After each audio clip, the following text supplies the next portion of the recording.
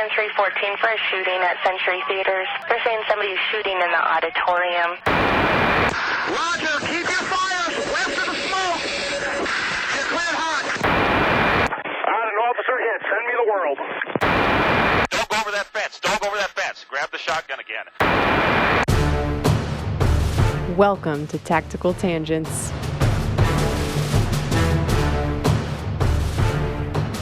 Welcome back to Tactical Tangents. This is Mike and Jim. This episode is brought to you in part by .6. .6 has mastered merino wool, and they outperform their competitors in several tests that measure moisture and evaporation. They are also made in the U.S. and have a lifetime guarantee. You can use the discount code TACTANGENTS2019 to get 25% off on their website. Go check them out at .6.com. Again, the discount code is TACTANGENTS2019, and the website is .6.com, .6.com. Jim, we got a guest tonight. We do indeed. One of the most badass people that we know, certainly one of the most badass Marines we know, and absolutely one of the most badass women we know, MJ, the Marine. She started out playing sports in high school and did a cadet program called Civil Air Patrol, went to the United States Naval Academy at Annapolis, but we won't hold that against her. Somehow ended up as a Marine Corps officer out of that, and Marine Corps aviator, CH-53 helicopter pilot, and among other things is now doing a ground tour as a forward air controller and is a fully qualified joint terminal attack controller. So not unlike in the Air Force what we would call a TAC-P or combat controller, someone who calls in airstrikes for us, which is pretty badass. So overall, very badass person, and we're grateful to have her. And she's been a friend of ours for years, and we're, I think, all looking forward to getting to talk to her and get some awesome stories out of her. MJ, welcome.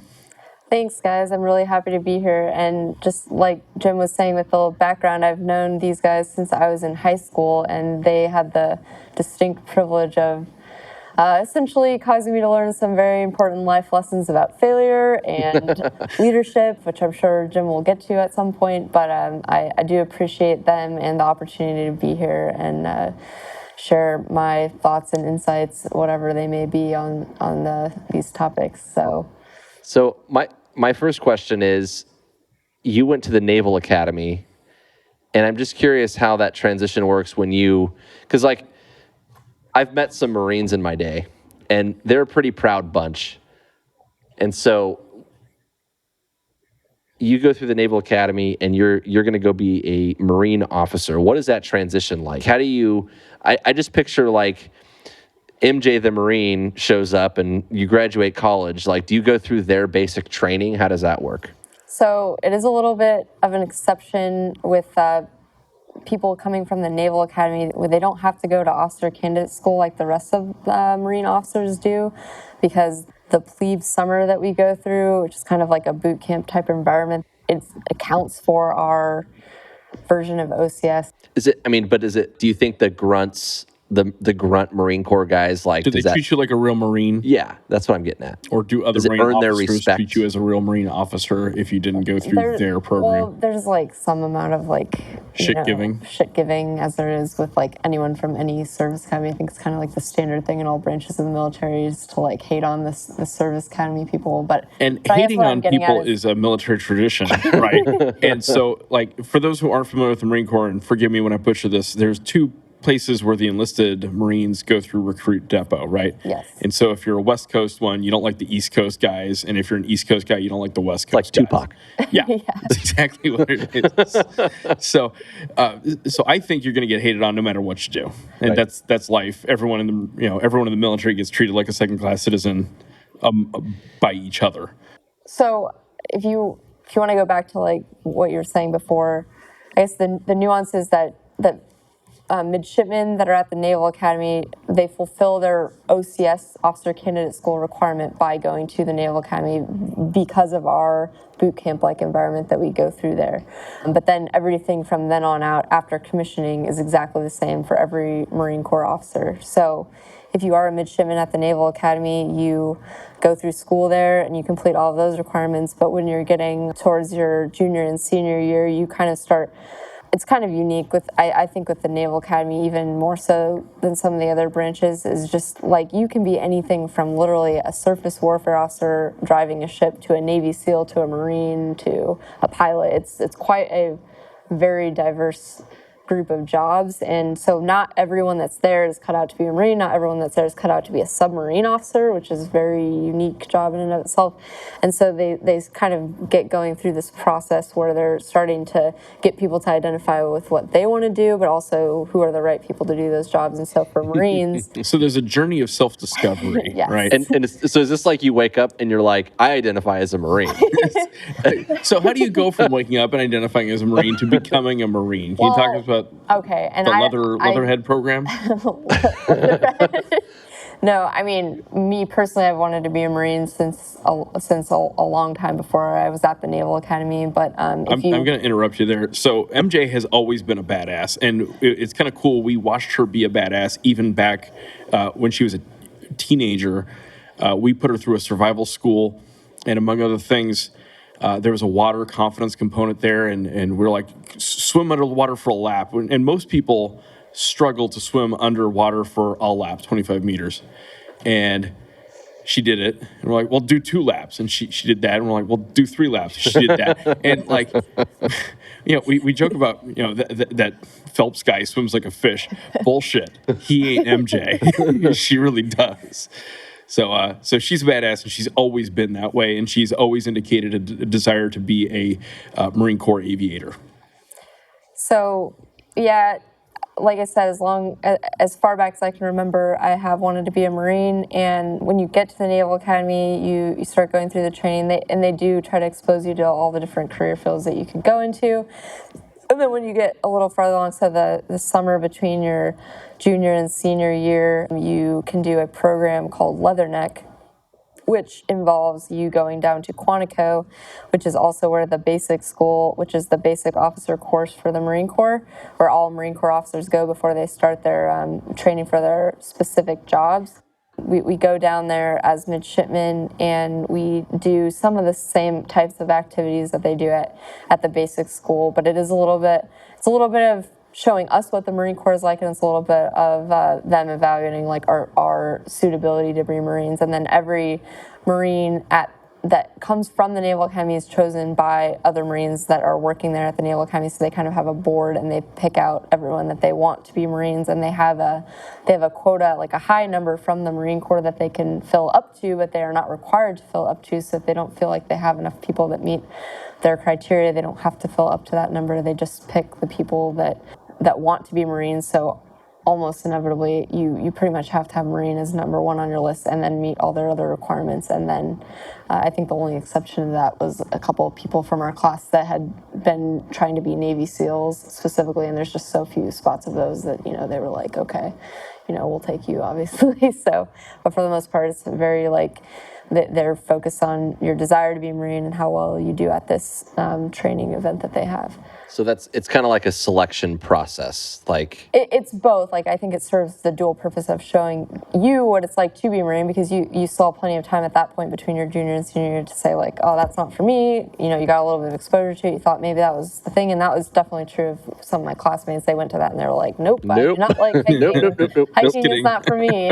And hiking, like that was something that I don't think I was the best at, and I'm about 5'4", so I think I take when I hike in a platoon, it's a little demoralizing sometimes to look to this guy next to me, and I'm like taking like twice as many steps, and I'm like, man. But I there was actually a hike at this Leatherneck event that I kind of had like an epiphany, or like a moment that I realized like how important your mind is to like getting through things, because I was definitely like having a hard time getting through this hike, and I was up at the front of the platoon, and I think every time I had a negative thought, I would start to like drift back, like as I was aligned to the person next to me, I would kind of like start to get a little bit behind them, and then every time I was like, I can do this, and I know it sounds really trite and silly, but like it really did make me realize that like if you believe in yourself, or you have positive mental thoughts, or you just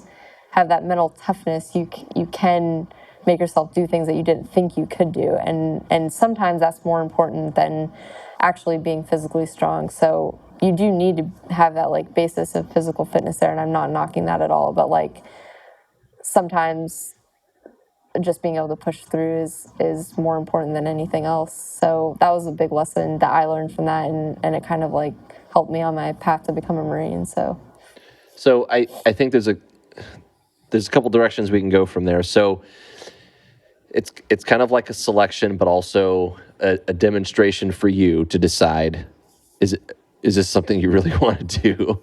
And I think, and the reason I bring it up is because I picture most of my friends, and I've heard stories about Marine Corps basic training, and it's a beast, right? Like it's very physical, and it's a grind, and a crucible, if you will. Yeah, right. Yeah, I see what you did there. And so I think it's important that you talked about how they don't have to fill all of the slots that they have. Like there has to be some degree of acceptance, and it's Marine officers that are still basically, I hate to say like welcoming you into their club, but that's and kind by of the like way, what it is. You don't trip and fall and land at the Naval Academy to begin with, right? Right. So this is one of the most selective schools in the country to get into, academically, physically, in every sense. So it is not terribly overdramatic to say they're really picking among the best of the candidates there. But does the 19-year-old that just got his nuts kicked in at Nope. MCRD San Diego understand that? Nope. You know what I'm saying? So like, because now you have the 19-year-old that just went and got like the shit kicked out of him for however long, and then MJ shows up. Hi, I'm a lieutenant. Yeah. My compass told me I'd find you here. Yeah. So like, I guess that's my question is like, how do you, did it ever feel like you had to like kind of earn the respect of the guys that don't understand where you're How do you coming build from? credibility Yeah. in that environment? well, to give you a little bit more background, since I became a pilot, I had a decently long period of going through flight school before I ever had any, Marines of my own. And every Marine officer's kind of dream is to have Marines of their own. And I've never had like it's true though.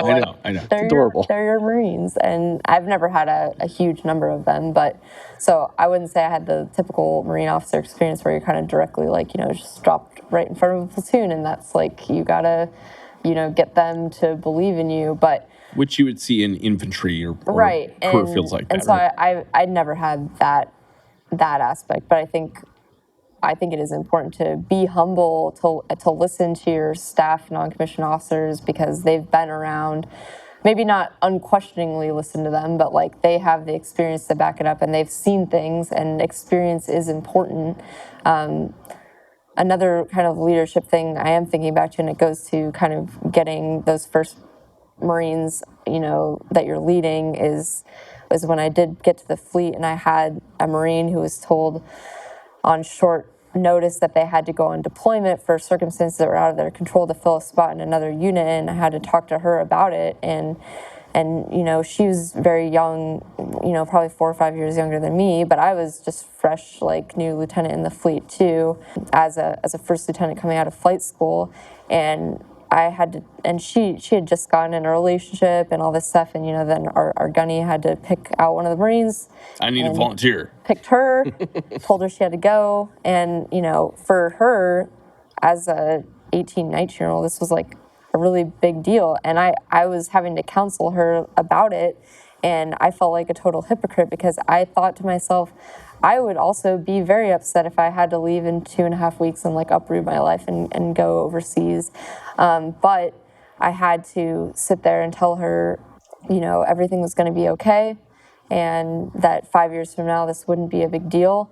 And the only reason I even knew that was the case was because of, maybe a couple of years more of life experience, not even Marine officer experience. But I felt like a hypocrite, but I had, like they say, fake it till you make it, or I knew that was the right thing to do, but I did feel kind of like a hypocrite. But I realized later on, like that was what I needed to say at the time. There are a couple points in there that I think are worth unpacking. One is, I think it's easy to forget how young the average Marine is. Most Marines are 18, 19, at most 20 years old, right? And I remember how stupid I was when I was 18, 19, 20 years old, and how few life experiences I had, and how everything felt like it was a big deal when I was a teenager, right? I felt everything more. I was more in love and more in anger and more everything. And just being able to handle that age group has got to be tough. And also, I think empathy is not being a hypocrite.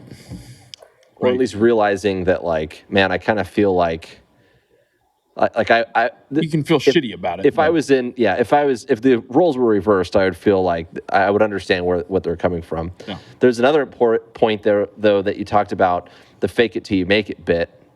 And I think that ties in well with what you were saying about the ruck march thing. When you're like, you have these negative thoughts and you're kind of like, you're falling behind. And then also inside your own head. Yeah. And then you have this like, no, I can do this. Like, and then you start kind of kicking it up and you start to catch up. So there's a mental component to this. And I think it's important because like all of this ties into what I originally was going into, which is gaining credibility with this. But like, I can tell that there's also that mental component there, I guess is where I'm headed. Well, I mean, just getting credibility with your Marines, because I know that was kind of back to what you were saying originally. I think the best thing is just to be a genuine person and like don't try to be something that you're not. Like, you know, elephant in the room, I guess. I'm a female. I don't try. If it's not, it's probably not clear listening to the podcast. She's a petite redhead Marine and very, very athletically built.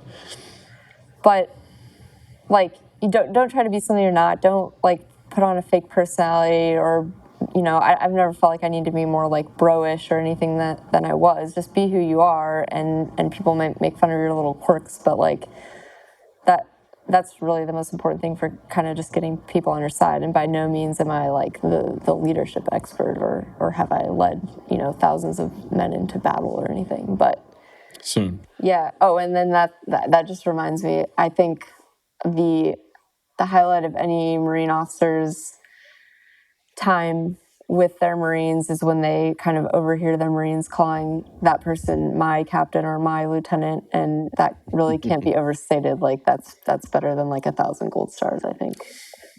And the gold stars are important. we accept that.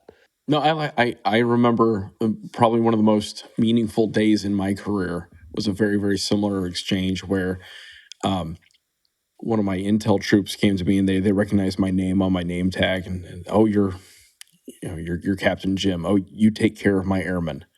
And that was a big deal. Like that the airmen had talked to their officer about the fact that I was taking care of them. And I don't know if that makes any sense in the context of the story, but it was a big deal. Yeah, I guess another part about being an officer in general in the military, but especially in the Marine Corps, just because of like we have, you know, our Marines, like you were talking about earlier, they do go through the longest boot camp, and like I give them the utmost respect, and like all of us as officers, unless you're, you know, a Mustang, you don't know what they have gone through, and you know, every time I go out and fly my helicopter, I put my life in their hands. We respect the hell out of our Marines, and so I think. Yeah, with going back to the fake it till you make it kind of thing, like you as an officer, they're taught to respect you so much in boot camp, and they have this certain idea of like what an officer is, and whether or not that is true of every person that's out there. You kind of feel this obligation to live up to what you have they to uphold the credibility of the officer corps, is. right? Yeah, yeah. Not to upsell myself. It's not about like upselling like who I am or who other officers are, but it's like we owe it to the Marines to be the person that we think they are. Kind of like with your parents, and you see them as you're growing up, and most people like with good parents, they look at them and they're like, wow, these people really have it together. They're like, they do all this stuff for me. They're the reason my life is like the way it is. And then you get to that point in your life where you could be a parent or you are a parent, and you're like, oh wow, like, but I owe it to my kids to be that person too. And not like you're always perfect, but it's like it's funny like that you say that as a relatively new parent. It is a daunting challenge to be as good of a dad as my daughter thinks I am. That is true. All that reminded me of the story you told me about the Marine that didn't have a ride from the airport. I think that's a good story for right here, about now. Well, yeah, because so there I was. Goes back to parents and Marines, both all in the same story. So I mean, this is just like I happened to be in, and I'd finished all of my regular part of flight school, and then I got to the point where they picked out which aircraft you were going to actually fly. So you go to what we used to call the RAG, or the FRS, the Fleet Replacement Squadron. That's where they train you on that specific platform. So I was in North Carolina training on my specific helicopter, and I had gone on leave, and I came back, flew into the airport, and I had about a 2-hour drive back to my base. And I saw a Marine there at the airport, and you could tell by by the bags he had, and he was in his uniform, that he was a relatively new Marine. And I assumed he was going to Marine combat training, which just to tie that back in, all officers, like I was saying before, go to the basic school. So we all have that training where we're all kind of trained as like rifle platoon commanders, and all Marines go to Marine combat training, where every Marine is a rifleman. That's kind of a saying. And so they all go to this baseline training, and then the infantry Marines go to kind of like an even more intense, higher speed version of that. But all of them have that baseline before they even go to their respective MOS schools. So I kind of assumed, and given the area that we were in, that he had just finished boot camp and needed to go to that. And I walked up to him, and I was just in civilian clothes. I asked him, "Hey, are you going to MCT?" And he said yes. And I knew we were about 2 hours away from where that was. And I was like, "How are you planning on getting there?" And he said, "I was going to take a taxi." And I was like, "No, you're not. And wait right here." And I went and got my car, and he got in, and I told him, "Oh, I'm Lieutenant such and such." And he almost was like sitting at the position of attention, which was kind of funny. I was like, "You need to relax a little bit. It's fine." But like I was saying, he just came out from boot camp, so he was a little in that mindset. And I took him back. We found where he needed to go. I thought it was kind of funny, like his whole plan was to take a cab, and I just thought, I'd look out for him, whatever, not a huge deal. But then like a little bit later, I called my mom to tell her that I made it back, because, even when you're 22 and you're flying helicopters, and 23 and your mom, you better keep your mom posted that you made it back. So I called my mom, I told her about the story, and I thought she'd be like, "Oh, that was very nice of you," because it was like the kind of thing that my mom would do. My mom is like the nicest lady in the world, and she tries to help everyone. And no, she was like, "I can't believe you let a strange man get in your car." I just want to know if anyone ever taught that kid not to take rides from strangers. Like strange lieutenants. Yeah. Like when MJ the Marine pulls up and, "Hey, hop in." Like, "Oh, okay." You don't say no. I do want to take a short break to talk about one of our sponsors, Riton Optics. If you need binoculars, red dots, scopes, go check them out at ritonoptics.com. You can use the discount code TACTangents for 15% off. Of course, they have a lifetime warranty, so you can go check them out without any risks or worries. And obviously, if you have any problems, get with them. They'll hook you up. Yep. Again, that discount code is TACTangents, 15%. We like their stuff, but more importantly, we like their company. Yep. It's well run, and they take their job seriously, and they take their customer service seriously, and we appreciate that. Yep. And their stuff's quality built. Like Brady goes out of his way to buy good quality HD glass and put out a good product that's going to serve you well for a long time. So go check them out. So MJ, talk to us about through all of your training experiences, and you've had a number of tough training experiences through even the survival school that we put you through back in the day, through plebe summer, plebe year at the Naval Academy, through the Leatherneck Marine selection exercises to become a Marine Corps officer, the basic school, JTAC qualification, flight school. Of those, what would you describe as the hardest? And when I ask about hardest, there's both the mental and physical components to that. We've already talked, you're pretty petite as Marine Corps officers go. Do they always give you the M240 machine gun or the radio or something to drag around with you? How does that work? Well, I did actually get the SAW, which is the squad automatic weapon, in my squad at TBS, which was kind of hilarious because I was, in fact, the smallest person. That's a military tradition, by the way. You always give the littlest person the biggest gun. Which, yeah, so that can be a factor from time to time. But part of the thing that I realized at TBS, part of the thing that it's somewhat was a lesson to me about the kind of masculine culture of the Marine Corps, but also about I don't think they're allowed to have that anymore, are they? I mean, you know what? Not to get on a tangent, but it serves a purpose. She did one of our favorite things. I know. No, I mean, you want a bunch of people that are just going to go fight other people. Like, that is not a bad general quality for them to have. So you're saying our next fighting force, we should just like go to whatever downtown bar, find the biggest group of dickheads. That's literally what the Marine Corps is. Tongue Tavern. It was a gay bar, but it was a bar. Not that there's anything wrong with that. But yeah, so I see what you're saying. There's not something technically wrong with that if that's what you're after. No, it's just a series of realizations that I had and like where my strengths and weaknesses were, and I think like at the basic school, you know, sometimes I would be helping people out with like their 5-paragraph orders or with their studying for tests and stuff like that, because I was doing really well at that and even at Land Nav. But like, you know, like you said, I'm not the biggest person, and it did take me a while to kind of get used to carrying around that amount of weight and stuff like that. And I did realize, like, you know, fitness and why it's emphasized so much in the military is kind of like a 2-part thing. Like, one, you have to actually make it to the fight. And then 2, like, it is a resilience and coping mechanism that kind of lets you long-term, like, get through things. And so that is important to us, and I don't devalue that. But I hadn't kind of realized how much that played into the macho / masculine kind of culture of the Marine Corps. But there is a certain amount of credibility that buys you. And so, you know, for what it's worth, I think I was on a ship like a year and a half ago, and we were just like we would take days off between flying, and we were just like working out on the top and like the top part of the ship, and I was like doing deadlifts or something, and these like guys that I was working with were just like, oh wow, that's really awesome, like you can do this. And I'm not saying I'm the strongest person or whatever, but like it does buy you like some amount of credibility.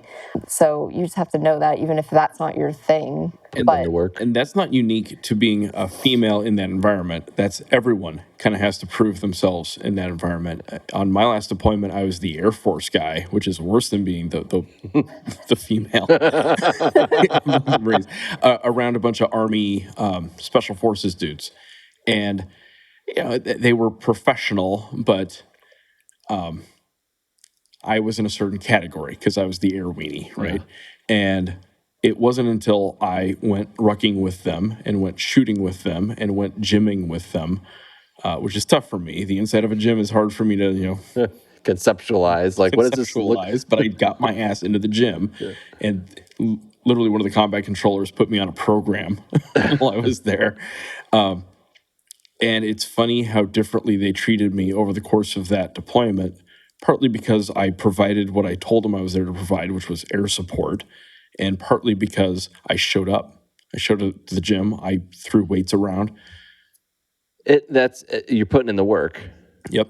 And I think the credibility thing, you're putting in the work, and that goes.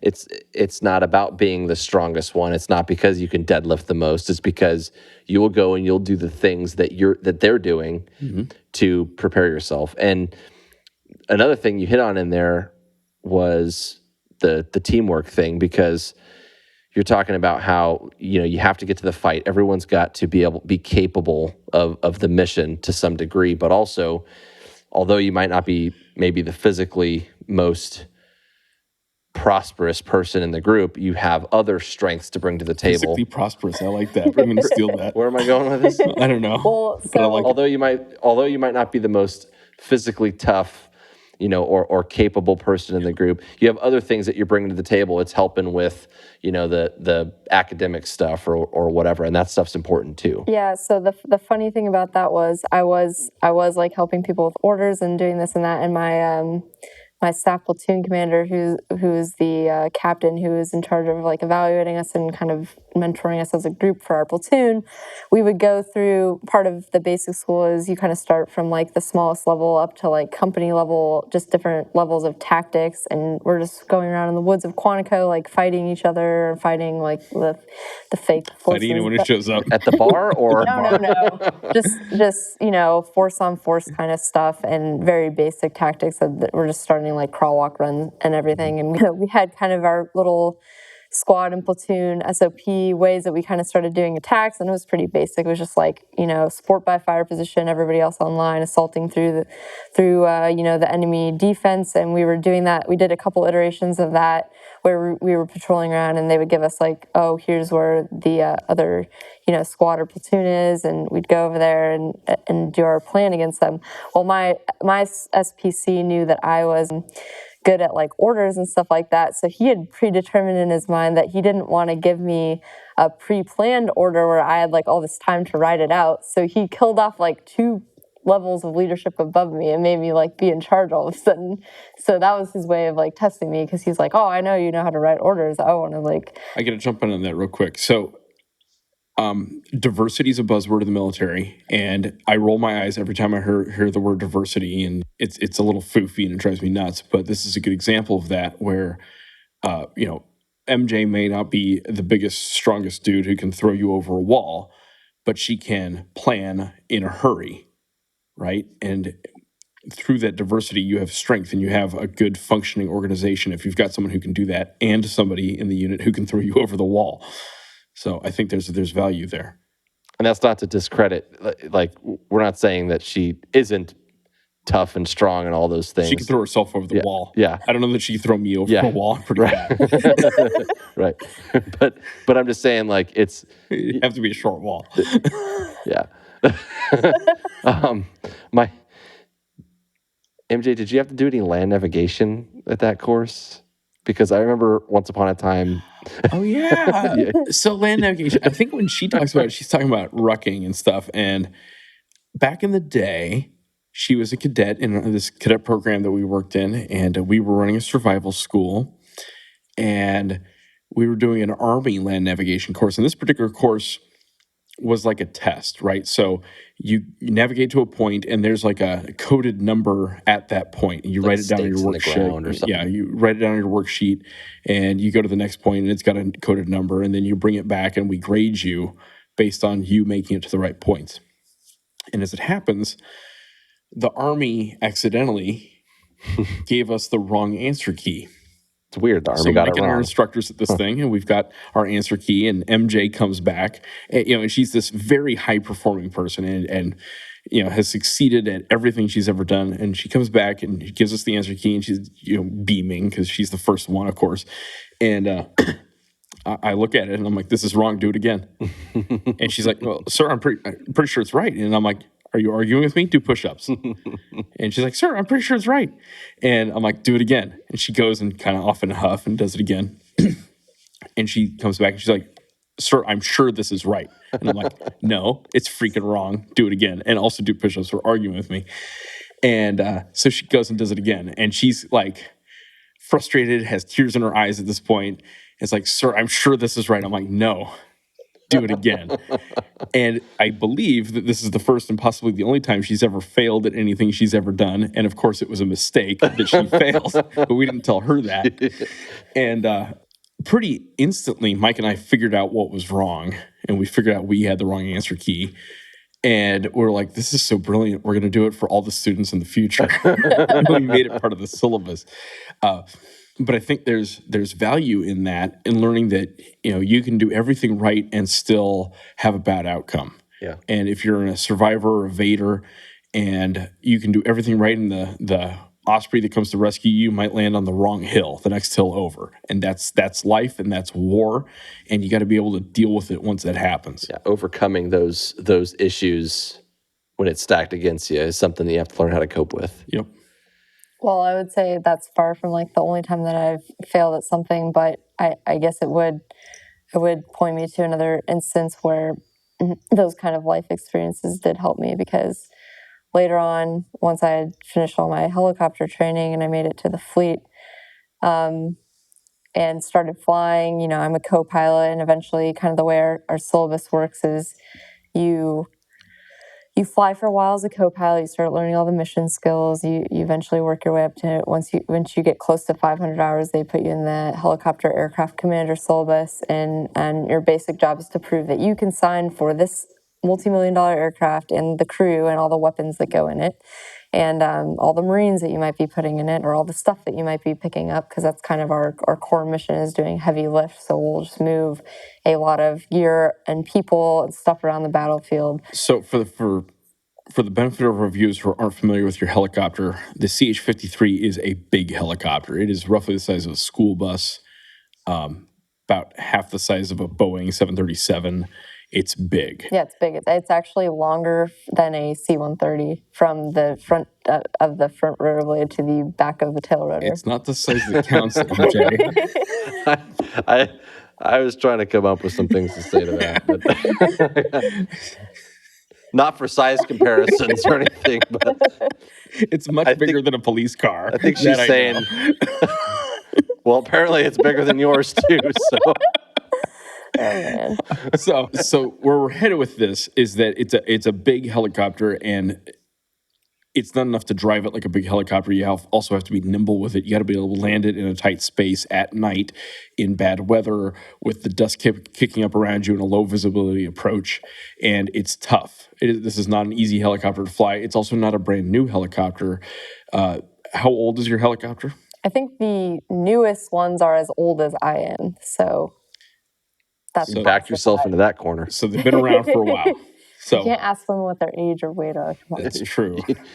So you made the comparison. Just saying. So tell us more about this upgrade experience, and also for the benefit of our listeners, military aviators are always going through a state of progress and upgrade. It's never enough just to be a pilot, right? You're a co-pilot, and then you're an aircraft commander, and then you're an instructor pilot, then you're an evaluator pilot, or you're a wingman, 2-ship flight lead, 4-ship flight lead, instructor, evaluator, on and on. Yeah, and actually I should say in our community, to be an aircraft commander and to be able to sign for the aircraft also makes you an instructor pilot as well. So what they're looking for is that you can instruct other co-pilots, that you could take the co-pilot that comes literally on his first flight out of the fleet replacement squadron. This is his first flight, and you would be able to deal with essentially being single piloted for all intents and purposes, that you can safely operate the helicopter and you can make good tactical decisions and all that kind of stuff. Like Jim is saying, there's a whole process where as you're going through these check rides and upgrades and just progressing through your syllabus, you always have kind of a pre-check before every check ride, and it's usually kind of a little more of a haze fest, if you will, if you can use that word, but it's a little more intense than the actual check ride to kind of get you prepared for the check ride. And I kind of learned that lesson the hard way one time in flight school, where I had this very crazy flight and I didn't know about the concept of a pre-check ride, and I came back to all my friends asking how it went, and I was very upset with them because they did not warn me, but I say all that to say that that's kind of how these things go. And so I was working my way through this syllabus, and we went to go do, there's a day review portion and a night review portion, so I was going out to do the night review portion, and we were doing a pretty standard flight that we do out in the desert east of San Diego, California.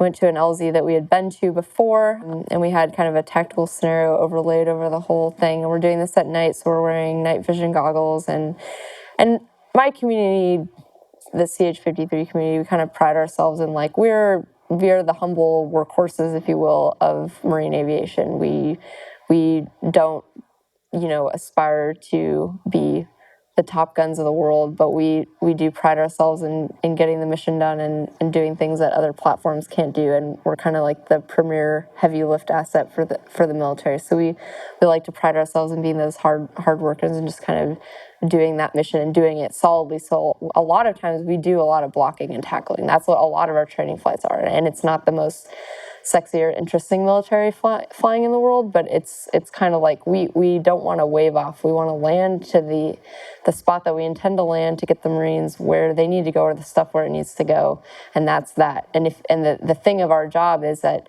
it's if you do it right, nobody notices. If you do it wrong, then people notice. But that's just kind of how it is. You're not in it for the glory. You're not in it to go into the Oak Club and be like, I'm Maverick, but that's okay, because that's kind of who we are. And we do a lot of this basic, like, just practicing landing in the desert over and over on night vision goggles and just to get those down. So that's what a lot of this flight was going to be. And we go out to this LZ. We've been there a lot of times before. Well, it so happens this night that the winds were significantly shifted from how they usually are. We end up landing in the opposite direction, and I'm all amped up because it's this pre-check ride, and I'm very nervous, and my flying just was not very good that night, and I started to get in my own head. I kept messing up, getting frustrated with myself. And then I started thinking, oh man, I'm going to fail this flight, and I'm going to go back to the ready room, and I'm going to see all my friends, and I'm going to be embarrassed, that I failed, and it's just going to be this horrible scene. And I just started going this spiral, negative spiral downward in my mind. And in the Marine Corps, we kind of call this going internal. So it's just kind of a state where you're just not able to focus on things externally. It's all inward focus, very negative state where you're just kind of in a bad place. And I start to get like that, and it got to the point where the instructor looked at me and asked if I was okay, and I could barely say anything verbally to him, and I was like, man, this is not good. And I was like, well, what, but at least at this point, I said to myself, I'm going internal right now. And so I will say, at least I recognized it. And then I was like, well, what am I going to do? In this flight, I'm supposed to be proving that I can be an aircraft commander, that I can be the end all be all of this flight. If it really came down to it, because I'm the person that could sign for this aircraft or whatever. And all I could think of to do was just to do co-pilot things. And I started looking at the instruments and doing a scan pattern, look at this instrument, then this one, and start going through the landing checklist that we have, and start talking through the little sayings that we have for going around the pattern. And I did that a couple times, and I started to get a little bit better. I started feeling like I could talk again. And we went back and refueled and went back out there to the LZ, and things went a little bit better from there. And, we got back, finished the flight, and went to the ready room and started our debrief. And the instructor was like, man, I was pretty worried about you. And, obviously, that first part of the flight didn't go too well, but I actually am, glad that you were able to get back in the game and pull yourself out of it. So you passed, and congrats, and go on and, do this next to the one. actual test. Yeah, which was like I said, the actual one was way easier than that one. So it's part of the process. But stress inoculation and stuff like that. So this comes back to something Mike and I have talked a lot about in the podcast about in flying and in a tactical situation. You're never allowed to throw your hands up. You're never allowed to say, Jesus, take the wheel. It's a great song. It's a terrible method of flying an airplane, right? And you'll notice that MJ didn't just quit on it. She realized that she was in a tough spot. She realized things weren't going well. She maintained aircraft control. She fell back to her procedures. She flew the aircraft, and she got it done. Was it pretty? Probably not. Did she get through it? Yes, she did. And you're going to see that in tactical situations all over the place where things are not going well. Maybe you got shot. You don't get to just give up just because you got shot. Maybe you crashed. You had to eject. You don't get to give up just because you had to eject. Now it's a new game. You're in the survival, evasion, resistance, escape game. And to kind of tie a bow on this, thinking through those tough experiences in training and the ruck marches or the plebe year or the academy experience, the survival school experiences that we have put her through. The military doesn't handle nuance well. We don't explain things well. We explain and explain, but there are details that we tend to miss. And when people look at basic training, they get these kind of warped ideas about what it's about, that it's tough so that we can break them down and build them up, or it's tough so that it's like a cycle of abuse. Well, you were abused, so you're going to abuse the next guy. Rite of passage. Or it's a rite of passage. You just got to prove yourself. And are there elements of that? Maybe, but that's not the point, right? The point is combat is this tough, chaotic, unforgiving environment, and you don't get to just throw your hands up. So how do I train you for that? How do I train you for the chaos? And how do I train you to handle when things don't go well? Well, I can't just shoot at you. They frown upon that. Parents will call their congressman over that. So what can I do? Well, I can make you do push-ups, and I can get in your face, and I can make you do ruck marches, and I can make you do 2 things at once. I can make you multitask, do push-ups, and answer questions, that sort of thing. And so you can see in that flying example how the totality of her training and her personality made her not just throw up her hands. And I've experienced that in flying, and I'm sure Mike has experienced that in fighting. Yeah, and the thing is you there's a lot of ways that we can cop out of this, whether it's a rite of passage thing or, well, I went through it and it was harder in my day. That always comes up. It was always harder when I went through, and it's kind of a cop out. And I think it's well intended, but going back to the nuance thing, I think the message is overcoming adversity. And in the very beginning, Jim, you talked about, and MJ can expand on this, but we talked about the underwater swimming. Yep. And the element of we're going to make this difficult until we've found the limit, right? Because what we want is to expand your limit, expand your comfort zone, get people used to overcoming challenge, adversity, those sorts of things. And so we might articulate that poorly, but I think over time what you see is the difficult ruck march, for example, generates the conversation in your head that helps you overcome something, or the procedures, falling back on your checklist and scanning your instruments. It's a coping mechanism. It teaches you how to get out of that situation, right? So tough training has inherent value, but you're not just making it tough for the sake of making it tough. You got to make it tough for the sake of handling when things get weird. Handling a little bit of chaos, I think, has value. Having to multitask, I think, has value. Having to do both physical and mental tasks at the same time in that context of multitasking.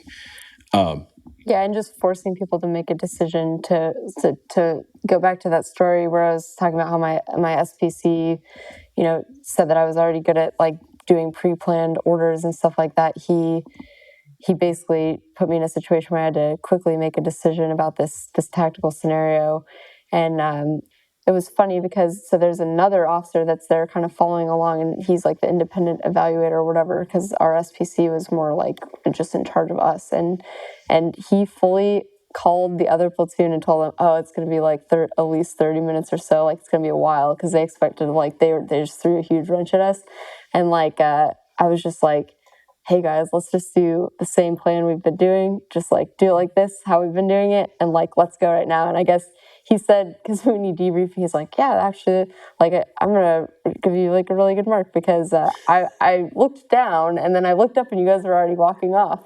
There's a quote about that, right? And you might have had to learn it at Annapolis. I had to learn it at Air Force, which was a good plan executed violently now is better than a perfect plan a week from now, right? Yeah, and I did almost set the canopy of trees on fire when I did our flare. Things happened. Things we're not proud of. And related to that, a shorter way of saying it is Leroy Jenkins, right?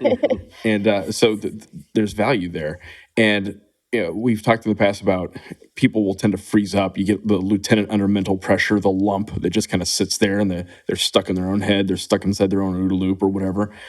And as we understand fight and flight and the sympathetic nervous response more, we understand that there's a freeze component there.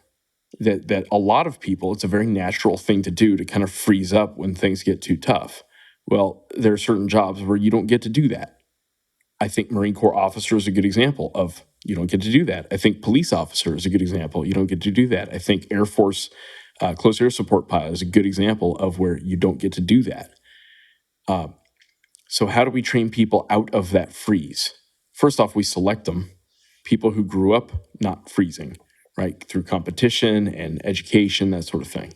Yeah, people that had to put themselves out there and perform in some way, and like a lot of that freezing is just like a mental, like a stall, a cognitive stall, where you're just making sense of the problem, and I think, or I guess it's just a guess that the guys that thought that it was going to take you guys a long time to react in your scenario that you were just talking about, expected you guys to sit down and sketch out a more detailed plan and come up with this thing instead of just react. And I think in a lot of cases, if you just react to a problem, and it keeps the whole cycle moving, and you're problem solving, you're adapting, right? I'd love to see stats on how like an Army lieutenant would have done it versus a Marine lieutenant versus like a Navy ensign would have done it. And my experience with Navy SEALs and Army SF guys is Army SF guys tend to be very, very organized with their 5-paragraph orders and stuff like that. And the SEALs tend to be much more like, fuck it, we'll do it live. And there's value both ways. And I've seen both things go right and wrong and stuff like that. It's just kind of different styles, different ways of cracking the nut. So it's funny to hear her talk like that, because that is a very Navy way of doing it. It's kind of funny. So. Yeah. Well, no, and going back to procedures and things that you fall back on, that is kind of why, like, when you kind of look at the more conventional military, you'll see the more, like, procedural, like, step-by-step thing, whereas, the more experienced, highly trained guys are going to act more like that. But, just having that experience to fall back on, and those basic, like, training steps to fall back on, it really can't be overlooked, and there is value to it. Well, MJ, do you have anything else that you think is worth sharing to anyone that's aspiring to be a Marine officer or a Marine pilot or anything of the sorts? Any of the number of things that you do? It's going to be hard to say really any advice about that without it be kind of trite and overly simplistic. But if you want to do something, just do what you need to do to make it happen. I know a lot of what my mom will say about this is that, like, whenever I decided I wanted to be a pilot and go to the Naval Academy, that she would talk to a lot of the other parents, and they were all, like, involved in doing their applications and stuff like that. And she's like, yeah, I felt kind of bad because I didn't really know what any of the deadlines or anything were. But then I realized, like, well, you actually did all of that, which meant you actually cared about it. And so, it doesn't mean that every person has to do a career in public service or anything like that, but just find what you're passionate about and go after that. And that's really it. That's good stuff, because being a self-starter is huge, and being able to complete those things on your own. I mean, you'd be amazed how many people I've come across that have very simple questions about how to fill out a job application, let alone the packet to get. Or like all those people that were like, you say, oh, I'm a Marine. Oh, I was going to do this, or I was going to do that. There's so many people out there like that, and just don't be one of those people. Like, one of the things they made us memorize at the Naval Academy was the Man in the Arena, which is part of a speech from Theodore Roosevelt.